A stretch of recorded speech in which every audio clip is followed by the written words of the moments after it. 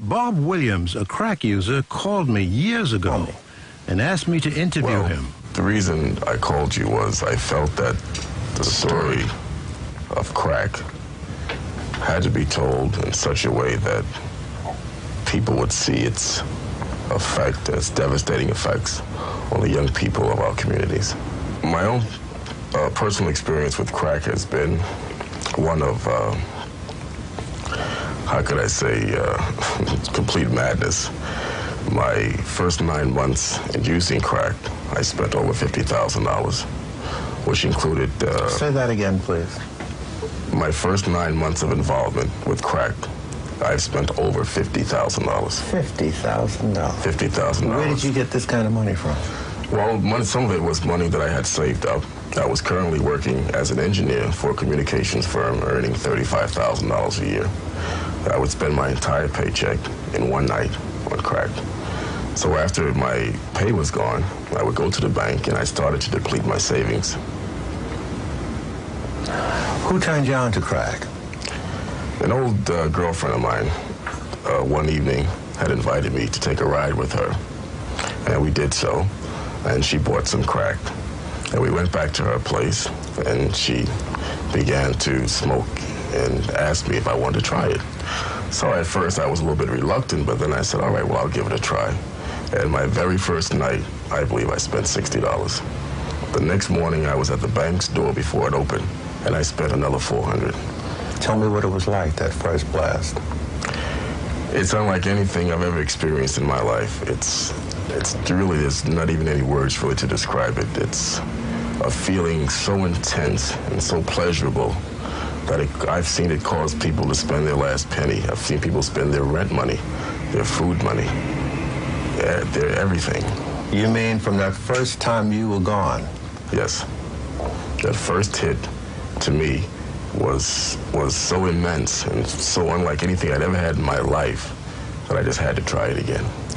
Had you ever had any involvement with drugs leading up to then? Well, having lived in California for a few years and having been with the Hollywood set, I had tried cocaine on occasion. And crack is something that will cause you to put cocaine down. Crack is so much more of a high to it, so much more of a rush that most people who start using crack usually stop sniffing cocaine. You make a big distinction between crack and cocaine, don't you? So to speak. They're really the same drug, but it's how it's administered. Cocaine being sniffed and entering the blood system through the nasal and mucous membranes of the nose. Crack is smoked, inhaled into the lungs, and therefore in 5 to 10 seconds causes an immense rush to the head. You say the Hollywood set. Without naming names, what kind of scene did you get into out there? Well, I attended parties in Hollywood where cocaine was passed around in bowls like they were hors d'oeuvres. They were all kinds of different brands of marijuana, reefers, whatever you want to call them, in 5-pound cigar boxes. And it was just like you were at a party, but the hors d'oeuvres were drugs. These are actors and actresses? Yes. Names? Some named people? Some named people on some top-rated shows. And you just dived right into this whole set? Well, not really. I just kind of eased into it.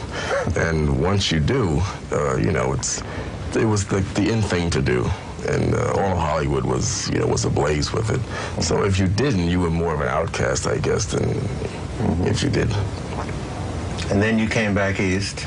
I came back east. Still hadn't heard about crack yet. Still hadn't heard about crack yet. I think Richard Pryor's experience was really opened up a lot of people's eyes to what freebasing was all about. And crack is more so a marketing technique by the pushers. They package it pretty well these days, and it makes it a little bit more appealing. But it's basically the same thing. And so you say that after that first night of $60, you went back to the bank the next morning, got the next morning, spent another $400, and my checking account was consistently overdrawn. I would go to the cash machine and take out my maximum for the day, and I would go to the bank and cash a check against money that the bank thought I still had, and my account was constantly overdrawn, and it stayed that way. I'm self-employed now. because I've been unable to hold a job. I recently had a job that was paying me $33,000 a year, and it lasted 2 weeks. My first 2 weeks. Wait a minute. Tell me what happened with this job. Well, I reported to work on Monday. On Tuesday, I made a mistake of stopping at the crack house before I went to work. So I was absent Tuesday. I was absent Wednesday. I figured, well, I better shape up or I won't be here much longer. So Thursday and Friday, I went to work. The following Monday, after a short job I had to do, I said, well, I'll stop for a minute and I'll get one and I'll go back to work. I didn't get back to work till Wednesday. So, of course, by Wednesday, it's... and that Friday was my last day. And this was the $35,000 a year job? Yes. With an expense account? Yes. Car? Yes. And you just blew it? Just like that. How do you feel about that? Well, I have a portable skill which I could go out tomorrow and get another job if I wanted to. What I feel is that? bad about it. Well, I'm into electronics and telecommunications, and I've been in the telecommunications industry about 9 years now. So when I'm not working full-time for an employer, I work for myself, doing consulting and other jobs, installation. What specific skill do you have in telecommunications? What do you do? Well, I'm trained as what they call a switchman. I oversee telephone company electric offices, well, switching systems. When you pick up your telephone and make a phone call, it goes to a central office at the phone company. Well, that piece of equipment at the phone company that does all the switching of these telephone calls is which I maintain. The person who tries to work and maintain themselves with a situation such as crack, the two just don't mix. It's like water and oil. Am I to conclude that you're finished with it? No, don't conclude that.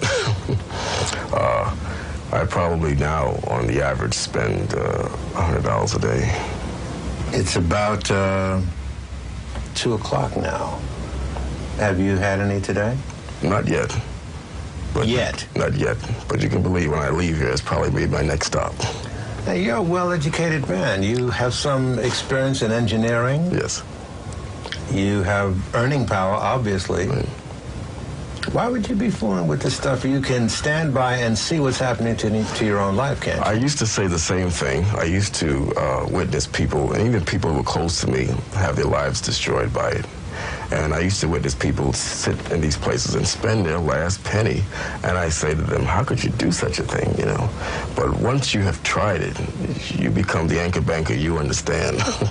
It's that much of a feeling or a sensation that it has wrecked lives, careers, broken up homes. It's just something you can't really describe. What kind of shape is your life in now? Well, I've been a little bit more fortunate than most that I have a roof over my head. Some people who are into crack usually pay their rent months in advance so they don't get evicted, the smart ones. Because believe me, brother, if whatever money you have in your pocket you walk in there with, you're not going to walk out with it. So how much do you have on you now? A little over $200. And you're going to blow all of that? In about an hour and a half. What's the most you've used in a day? The most I ever spent was $1,300 in 6 hours. $1,300? $1,300 in 6 hours. I can't even describe it. I defy anyone to try and tell me it's the most pleasurable thing that they've ever experienced in their life. However, I would never tell anyone to take it. But once they have, I dare them to tell me that it's not the best feeling they've ever had. You love it, don't you? Well, I don't know if I'd say I'd love it, but well, if it's the best feeling you've ever had, you know what most people automatically think. Right. And it's better than that? Yes. It's better than that. Then you must love it. It's nice. Now, I'm going to come down hard on you. Crack has made you its punk, hasn't it? It's got you running. It's got your nose open. Right. And it's your master. Yeah. You admit that, just like that. Sure. Some people won't. I know a lot of people who are undercover crack users or in the closet, but I have no qualms about saying that. Do you know anybody who uses crack and controls crack rather than vice versa? No. Crack is the boss. They will make you crack up. Crack is the boss. When you take that hit, that second voice that starts talking to you, is now in control. You're not yourself anymore. You get up in the morning and that's the first thing you think about? Sometimes I dream about it. In going to these crack houses, you've probably seen some horror stories. You probably have a whole list of them, don't you? Well, unfortunately, I do. And I've seen some people as young as, I would say, probably 16, 17 years old. I have been in a crack house on occasion where a young girl came in with her father, and she couldn't have been no more than 16, 17 years old. And she says, no, Daddy, it's my turn to buy. I've been in a crack house where I saw a girl in a Catholic school uniform come in, and she couldn't have been no more than 16 or 17 years old. And she bought some cracks and left. And she didn't even go home and change clothes for her, so you didn't even send someone else for her. She came herself. I've seen telephone repairmen, equipment and all, in crack houses. I've seen security guards in crack houses. I've seen transit workers in uniform in crack houses. And I guess it disturbs them not to be there because they are there sitting, smoking away. I've seen people come from New Jersey, go to a crack house, gas tank on empty, and can't even get home. I've seen people go to lunch and never go back to work. I personally have smoked crack in Harlem Hospital in the ladies' room with a girlfriend of mine who used to work there. I've seen women who will come to a crack house with their children and have them wait outside, 8, 9 o'clock at night. Have the children wait outside? Wait outside. Children 4, 5, and 6 years old are standing outside waiting for their mothers, and their mothers are inside smoking on this crack. I've seen a girl one day brought her baby to the crack house, and she was in such a rush to get high that she couldn't wait 20 minutes to cash her check. She pawned her child to the crack man and says, "Please give me a dime. I'll be back in 20 minutes, hold my baby." Pawned her child? Yes, for $10. Bob Williams died not long after the interview I did with him.